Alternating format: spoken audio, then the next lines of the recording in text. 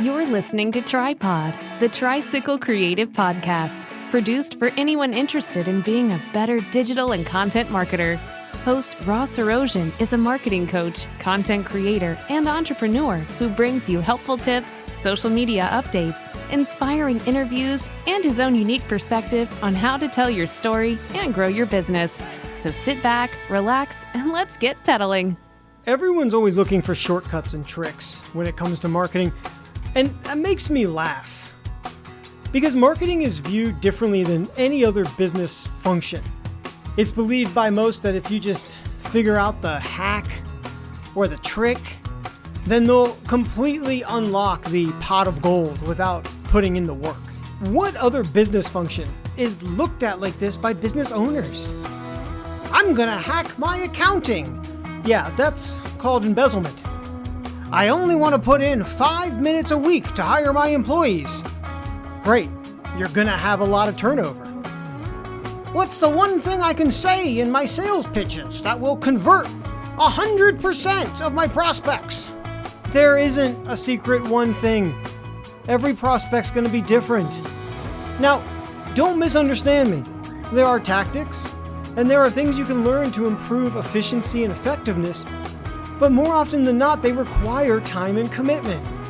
Two things that most people are either unable or unwilling to give. I suspect that the reason why marketing and digital marketing specifically is constantly looked at for quick fixes versus long-term commitment is because of its accessibility. Nowadays, anyone can create their website, start a social media account, or run Facebook ads. And it's the accessibility of these tools that lead businesses to believe that the outcome and strategies tied to them must also be simple and incredibly accessible. Case in point, my YouTube channel. Anyone with a camera can have a YouTube channel. But growing an audience on YouTube is very involved. It requires consistent publishing, optimization, content review and evaluation, and frankly, fortitude. You know, it can be deflating as hell to work on a video for 8 to 10 hours, publish it, and it gets like 12 views. It's rough. Kind of sucks sometimes. And because it's so rough, smart people came up with a YouTube hack. That hack? You can buy YouTube subscribers, views, and likes. I was really curious about this, so I did it. Now, buying subscribers, views, and likes is not against YouTube's terms and conditions. There are a bunch of services to buy subs, views, and likes. The one I used is called Storm Views. I went on their noticeably scant website. It is a little sketchy looking, truth be told, and bought 500 views for my simple sales process video. And it cost me all of $3.99. A real steal. So what's my takeaway from it? I'm glad you asked. If we take a look at the video, they definitely fulfill their obligation. There is a significant traffic spike after I purchased. But this is where we get into hack country. A quick fix like this, absent of any other strategy, seems like a win. But when you dig a bit deeper, you see it's not quite as great as it seems. So why do people do this?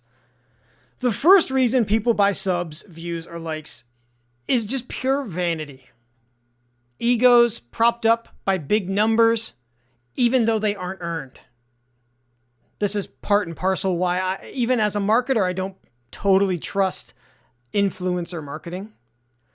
The second reason people buy subs, views, or likes is to try and get their YouTube channel to monetization faster.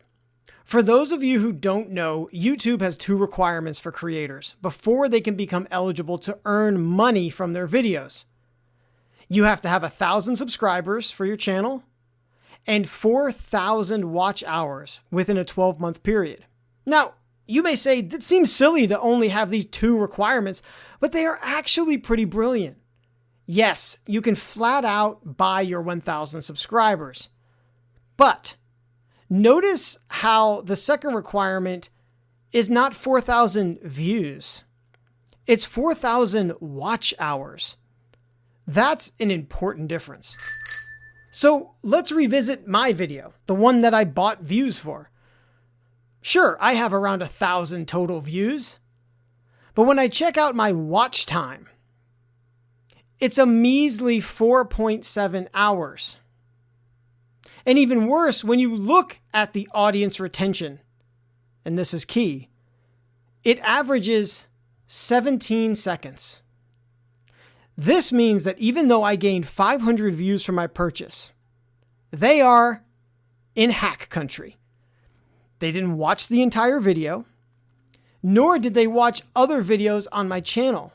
Those are the things that someone who organically finds this video and watches it would do. So to apply some math to how much I'd have to spend to accomplish the watch hours monetization requirement, one purchased view averages 17 seconds. And I need 4,000 hours, which breaks down to 14,400,000 seconds, which means I would need to purchase 847,059 views. Now, on Storm views, they only go up to 500,000 views, and that would set me back a cool $3,000. So let's just assume it would cost about $6,000 for the sake of this experiment. Conversely, if you take that $6,000 and make your videos yourself, let's assume your time is worth $20 an hour. That's 300 hours dedicated to you creating videos. And let's further assume that each video takes you about 6 hours to plan, create, edit, upload, and optimize. And let me just say, if that sounds like a lot, it's kind of a low ball. Well, all that work, 300 hours dedicated to creating videos, each video takes you about 6 hours to make, that'll net you 50 videos for your YouTube channel. And I know this may be hard to believe, but most creators subscribe to the 100 video rule, that you need to create 100 videos for your channel before you're able to significantly start to build your audience organically. If all this sounds like a lot of work, guess what? It is. Creating content, promoting your expertise or your business, and attracting new customers is hard work. But it's not impossible work. When you started your business, there were a ton of things you didn't know. At least, I know that was the case for me. I didn't know how to incorporate as an LLC. I didn't know how to file my taxes. I didn't know how to do my bookkeeping.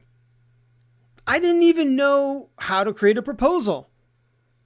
I certainly didn't know how to structure a sales call. And P.S., if you're struggling with that, check out my simple sales process to boost conversion rate video on my YouTube channel. It's the one with a ton of views, 500 of them that I bought. So if you're anything like me, you did the research and/or you found someone who did know how to do that stuff. So what's the takeaway? Well, I go back to one of my favorite clips from the great Penn Jillette when he was on the Tim Ferriss podcast. That nobody brags about walking up a grassy slope. They brag about climbing Everest. You know, I have never, ever wanted to do anything easy in my life.